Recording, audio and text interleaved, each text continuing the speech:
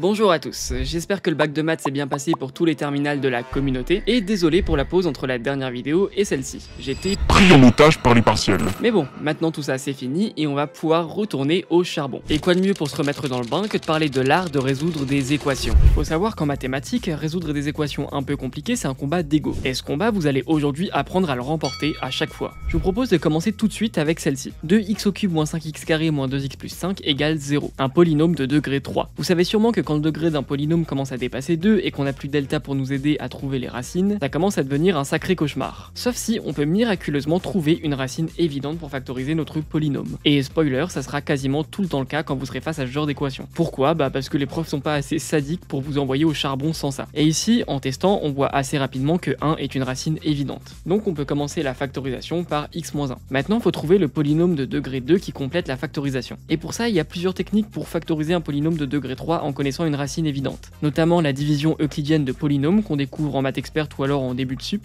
Mais moi, je préfère utiliser une autre technique qu'on appelle celle du tableau de Ruffini. Dans cette technique, on va inscrire en haut les coefficients de notre polynôme de degré 3 et on indique à gauche du tableau notre racine évidente. Pour commencer la méthode, on fait descendre notre premier coefficient et on le multiplie par la racine. Ici, du coup, on obtient 2. Ensuite, on fait l'addition de ce chiffre avec le prochain coefficient et ici, on obtient moins 3. On répète le processus, on multiplie moins 3 par 1, la racine évidente, on additionne le résultat avec le prochain coefficient. Bref, vous comprenez la suite. On répète cette opération jusqu'à arriver à la fin, où on obtient 0 si tout s'est bien passé. Les trois chiffres qu'on a obtenus avant de 0 avec le tableau sont donc les coefficients de notre polynôme de degré 2. Ici, on trouve 2, moins 3 et moins 5, et on a donc le polynôme de degré 2 suivant, qu'on peut rajouter à notre factorisation pour la compléter. Enfin, il reste plus qu'à trouver les racines de ce polynôme de degré 2, et pour ça, rien de plus simple, vous pouvez soit le factoriser de tête, soit utiliser delta. Et vous obtiendrez normalement après les calculs comme racine moins 1 et 5 demi. On vérifie que les trois solutions sont solutions de notre équation, ce qui ici est le cas, et le travail est terminé. L'ensemble des solutions est donc moins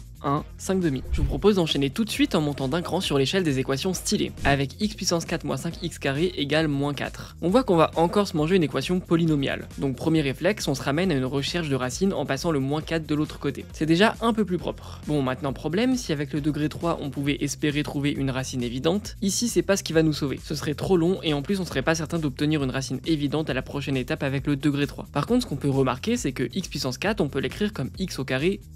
Et là, avec un peu d'intuition, ou alors en connaissant l'astuce, on fait un changement de variable, en posant y égale x carré. Et bam, notre cauchemar se transforme en joli polynôme de degré 2. On peut trouver facilement les racines en calculant delta, ce qui ici après calcul nous donne les deux racines 4 et 1, mais attention, les racines qu'on vient de trouver s'appliquent pour y, pas x. Il ne faut pas oublier qu'on a changé de variable. Donc il faut revenir à x, et comme y égale x carré, on a que x égale plus ou moins racine de y, ce qui nous donne 4 valeurs possibles pour x, plus ou moins 2 ou plus ou moins 1. Une fois qu'on vérifie que les 4 sont bien solutions, ce qui encore une fois est le cas ici, on peut conclure que l'ensemble des solutions est moins 2, moins 1 et 2. Bon, les polynômes c'est bien sympa, mais je vous propose de continuer de grimper notre échelle et de s'attarder un peu sur ce petit bijou. 3 puissance x au carré sur 9 puissance x égale 81. Et waouh! Déjà, rien qu'en voyant l'expression, il y a tellement de choses qui devraient vous sauter aux yeux. Déjà, on sent tout de suite avec cette fraction qu'on veut nous faire utiliser la propriété des puissances, qui dit que x puissance a sur x puissance b égale x puissance a moins b. Sauf que là, on a 3 au numérateur et 9 au dénominateur, donc pas le même chiffre. Mais là, pareil, un des trucs qui doit vous démanger depuis l'instant où cette expression est affichée à l'écran, bah c'est de réécrire 9 comme 3 au carré. On a maintenant un 3 au dénominateur et on peut appliquer la propriété de multiplication des puissances pour avoir 3 puissance 2x. Et maintenant seulement on peut utiliser notre propriété et obtenir que 3 puissance x carré moins 2x égale 81. Et là ça y est, on a fait toutes les transformations les plus intuitives,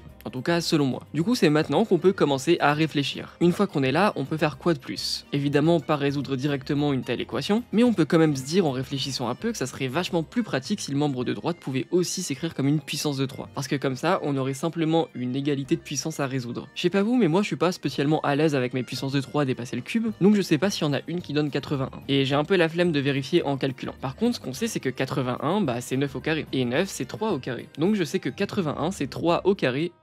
Autrement dit 3 puissance 4. Ok oui, bon en fait on aurait juste pu calculer la prochaine puissance de 3, mais c'est pas grave. Parce que l'important c'est qu'on trouve que 81 égale 3 puissance 4. Maintenant qu'on est là, on a que 3 puissance x au carré moins 2x égale 3 puissance 4. Ce qui implique forcément que x x au carré moins 2x doit être égal à 4. Et donc ça revient finalement à résoudre x au carré moins 2x égale 4, qui après passage du 4 de l'autre côté devient une gentille recherche de racines du polynôme de degré 2. Encore une fois, vous connaissez la chanson, on calcule delta, les racines, et on trouve nos deux solutions, 1 moins racine de 5 et 1 plus racine de 5, qui après vérification forment bien notre ensemble final de solutions. Bon, les trois équations qu'on vient de voir étaient sympas, mais on va pas se mentir, elles étaient loin de faire partie des terreurs nocturnes qui errent dans le monde des équations, loin de là même. Mais cependant, je ne les ai pas choisies au hasard. Chacune d'elles nécessitait une technique ou des intuitions indispensables à maîtriser pour affronter des équations beaucoup plus sérieuses. Et justement, en parlant de ça, maintenant que vous avez débloqué vos premières techniques, je vous propose de les essayer sur une équation plus intéressante. Je vous présente l'atrocité qui va nous occuper pendant les prochaines minutes. 3 puissance 2a plus 3 puissance 2 moins a est égal 12.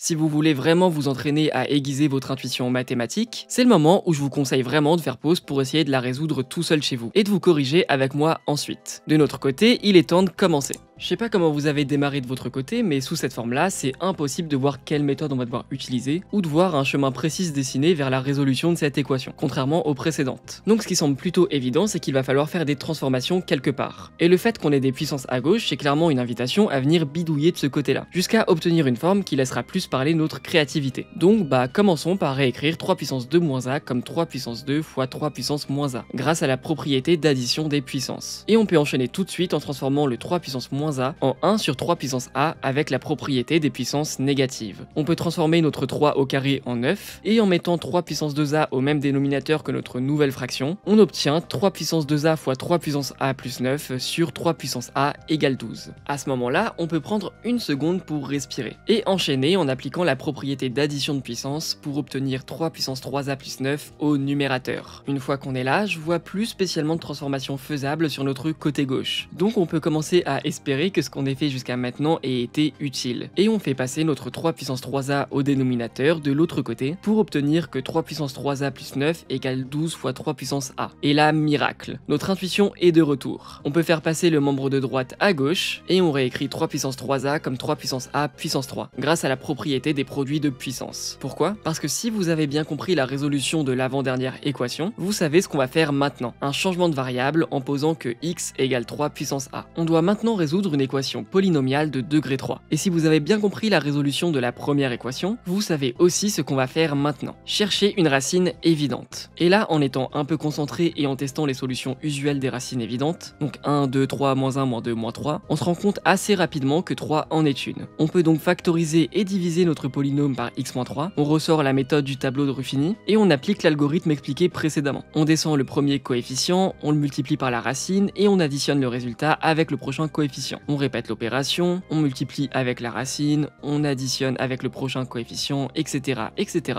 jusqu'à finir en arrivant normalement à 0, ce qui ici est le cas. On trouve donc en prenant les trois chiffres avant le 0 que le polynôme de degré 2 venant compléter la factorisation est x au carré plus 3x moins 3. On obtient nos deux dernières racines en calculant une nouvelle fois delta pour trouver après calcul moins 3 plus ou moins racine de 21 sur 2. On a maintenant nos trois racines, et on peut déjà éliminer la racine au numérateur négatif car on a posé x égale 3 puissance a lors de notre changement de variable, ce qui implique que x doit être positif. Pour nos deux autres racines, il faut retourner à a, car on avait effectué le changement de variable plus tôt, et ainsi pour x égale 3, on a que 3 puissance a doit être égal à 3, et ça implique forcément que a doit être égal à 1, par égalité de puissance. Pour la deuxième, c'est un poil plus compliqué, mais si vous avez fait une terminale, vous savez normalement ce qui va se passer. On passe au logarithme népérien des deux côtés, pour extraire a de sa place d'exposant grâce à la propriété du ln. Ensuite, on peut faire passer le ln de 3 de l'autre côté, pour isoler a. On pourrait s'arrêter ici, mais faisons les choses proprement jusqu'au bout, en écrivant que a est égal logarithme en base 3 de racine de 21 moins 3 sur 2, car on a une propriété qui nous dit que ln de a sur ln de b égale log en base b